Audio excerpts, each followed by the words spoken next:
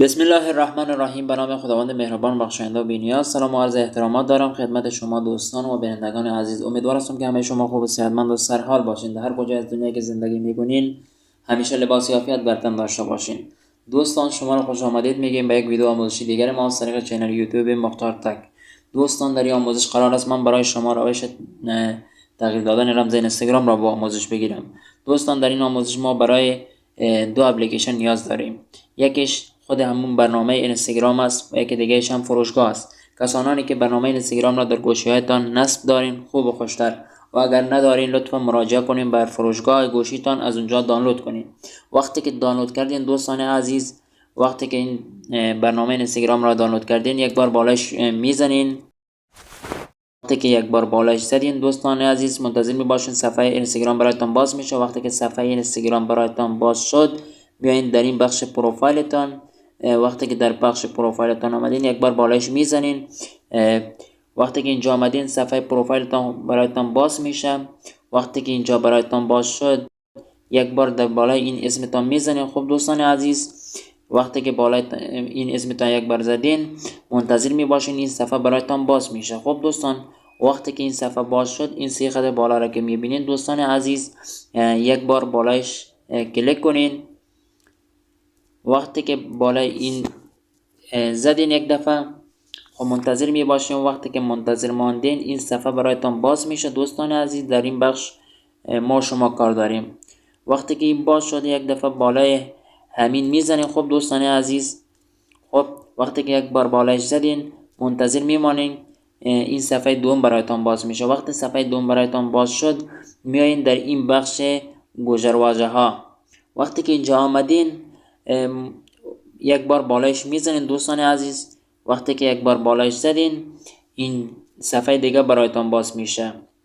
خب ما شما کار ما در اینجاست. وقتی که این صفحه باز شد همین بخش اولش خب اینجا که علامت زدم همینجاست دوستان عزیز. خب کار ما شما با اینجا است. وقتی که اینجا آمدین یک بار بالایش کلیک میکنین. وقتی که یک بار بالایش کلیک کردین دوستان عزیز این صفحه دیگه برایتان باز میشود. وقتی که این صفحه برایتان آمد بالایش یک بار میزنین دوستان عزیز. وقتی که یک بار زدین بالایش منتظر میباشین یک صفحه دیگه برایتان باز میشود.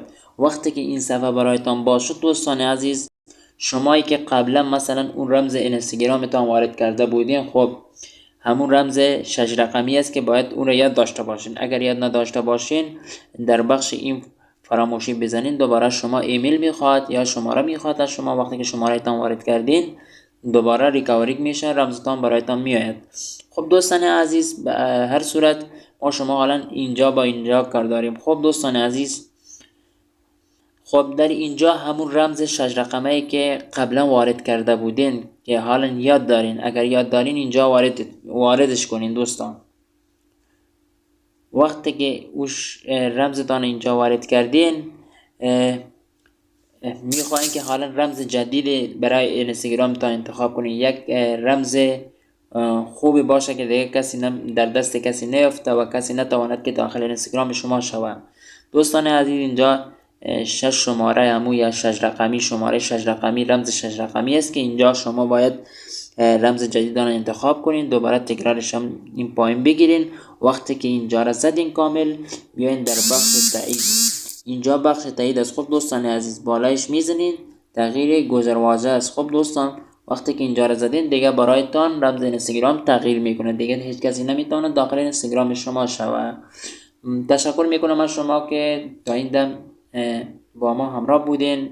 امیدوار هستم که آموزش برایتان مفید تمام شده باشه. لطفاً کانال ما رو سابسکرایب کنید. ویدیو ما رو با دوستانتان به اشتراک بگذارین. لطفاً لایک و کامنت کنید.